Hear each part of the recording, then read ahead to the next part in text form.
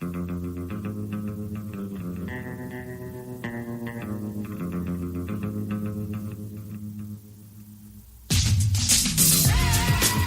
catching the drift. Conservative talk, intelligent conversations on local, state, and national issues with Gary Wellings.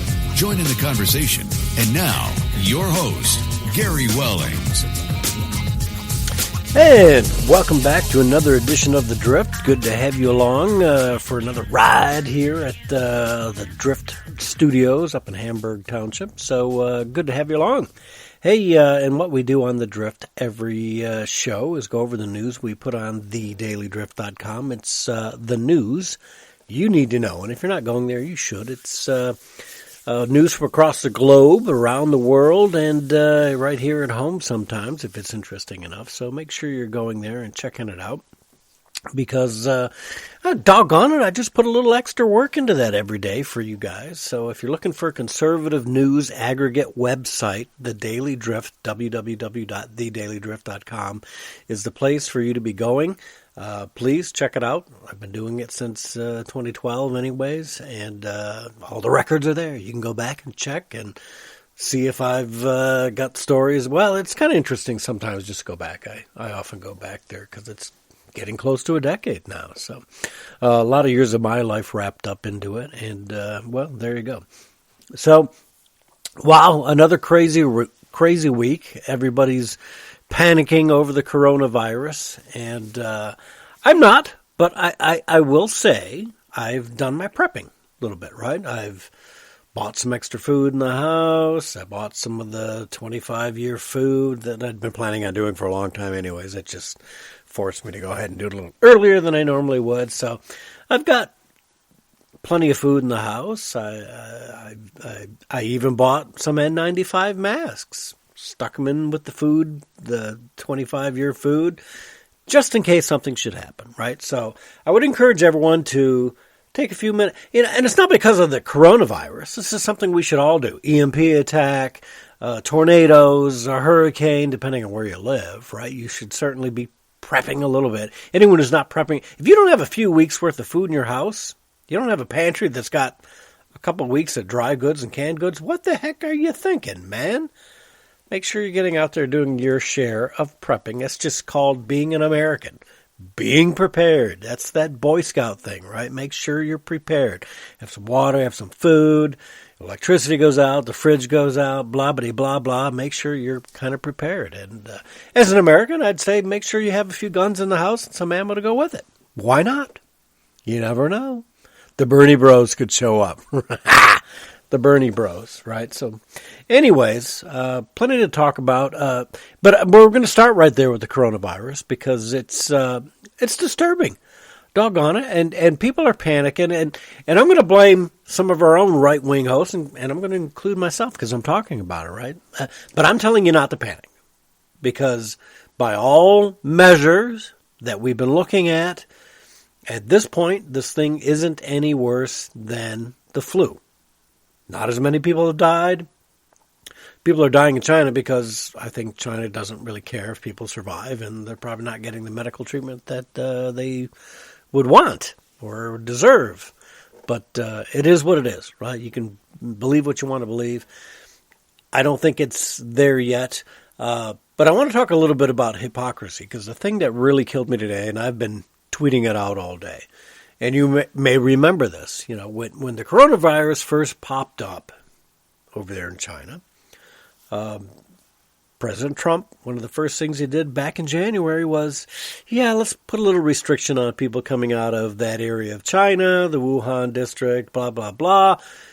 And people like Chuck Schumer and Nancy Pelosi and the mainstream media, the left media, and they all went after him. Oh, look at Trump. He's a racist. He doesn't want Chinese people coming. He doesn't want Asian people coming here. He's just another excuse for him to perform his racism and try and keep America white again. Come on! Are you serious? This is just a total load of bunk, if you ask me. But it is what it is, and this is what the Democrats did at the time. So you've got Democrats complaining that the Trump administration is not knowing what it's doing, is not doing enough, not spending enough money. The Trump administration proposed $2.8 billion to spend on this corona. The Democrats are now coming out, we're going to take care of it. We're going to spend $8 billion. We're going to take care of this because we know so much better than the Trump administration here. And Chuck Schumer and Nancy Pelosi were both jumping on board that. But I think what people forget sometimes is what the Democrats and their hypocrisy does, because on February 5th, right, not even a month ago, just the end of the month, 3.5 weeks ago, February 5th, Chuck Schumer tweeted out after the Trump administration did something that the premature travel ban to and from China by the current administration, the Trump administration, is just an excuse to further his ongoing war against immigrants. There must be a check and balance on these restrictions. That's Chuck Schumer tweeting this out February 5th, 12:10 p.m., February 5th of this year. Why did he tweet that out? Well, let's see. Let's go back to, let me think about the date. How about February 2nd?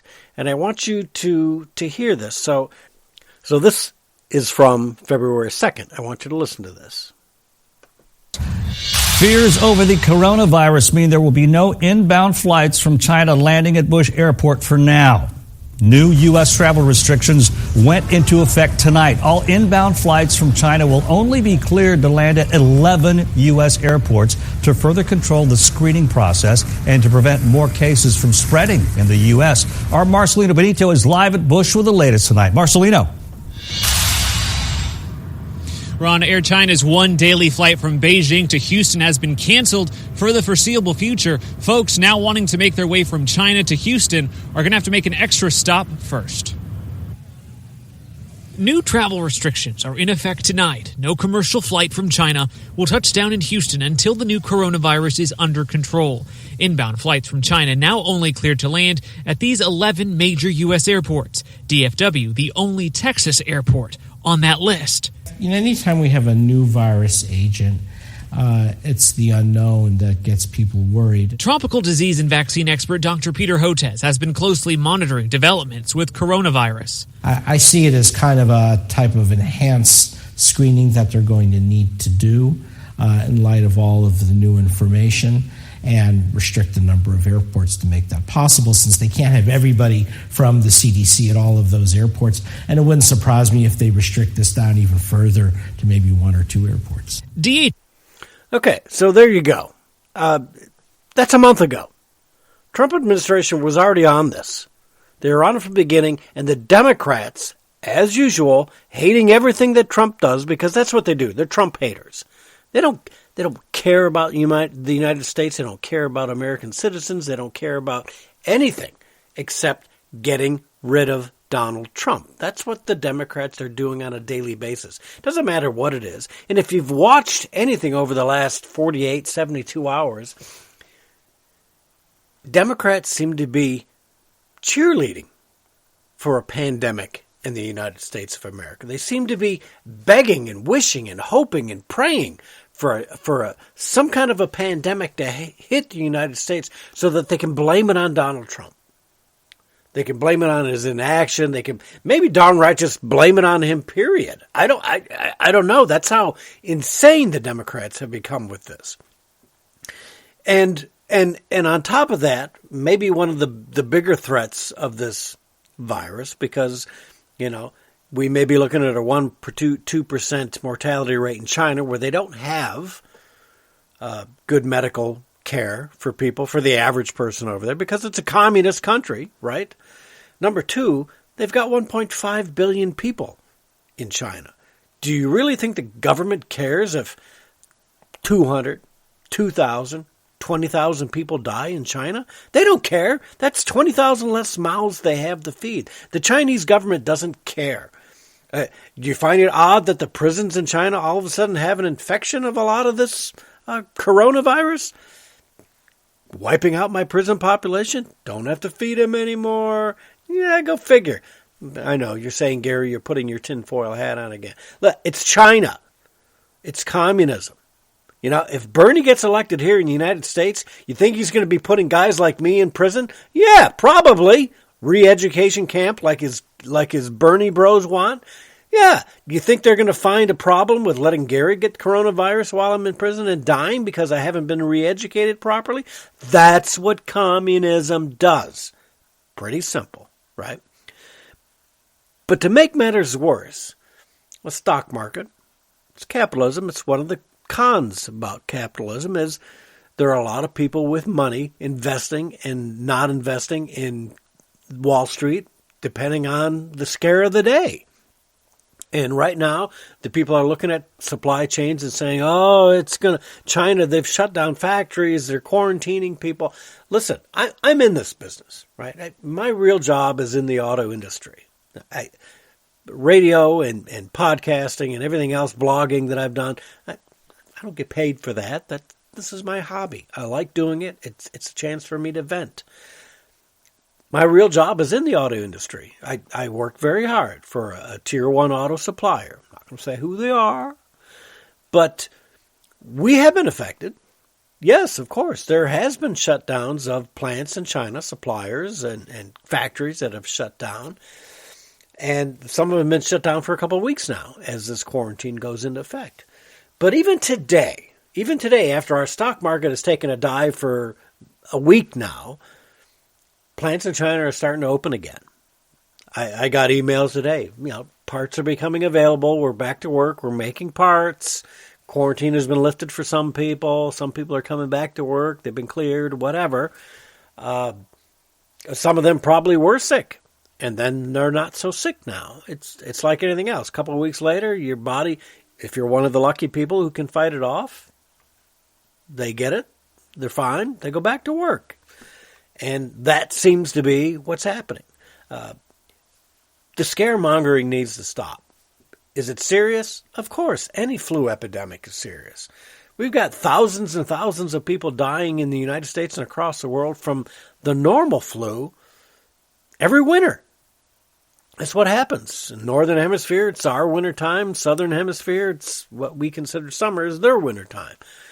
The flu is one of those things. It's got some seasonal affect, and it remains to be seen if we'll have a seasonal affect of this.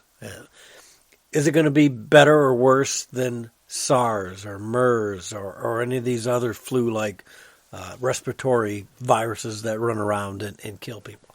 A lot of people want to go back and think about the Spanish flu, 1914, 15, 16, 18. I think 1918 was the peak that soldiers brought back after World War I and spread around the globe.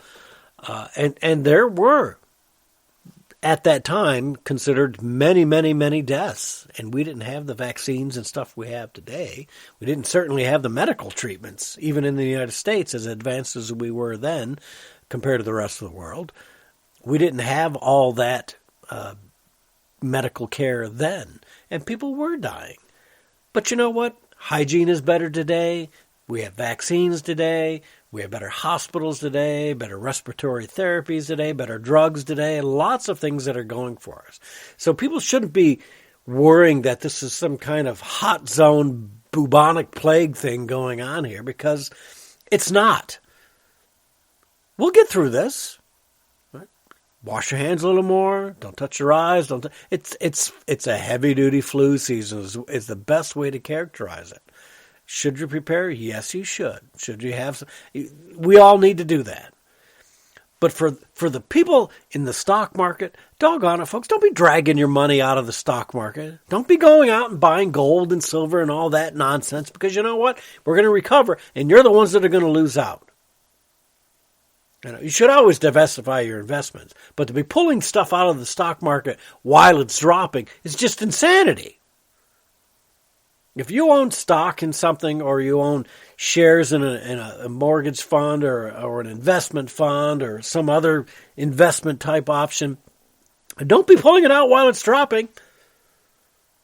That's when you lose money. Hang in there. It'll come back around. I think we've lost 4,000 points. We were at 29,000, breaking new records.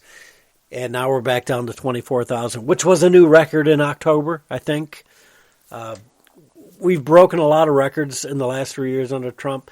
This declass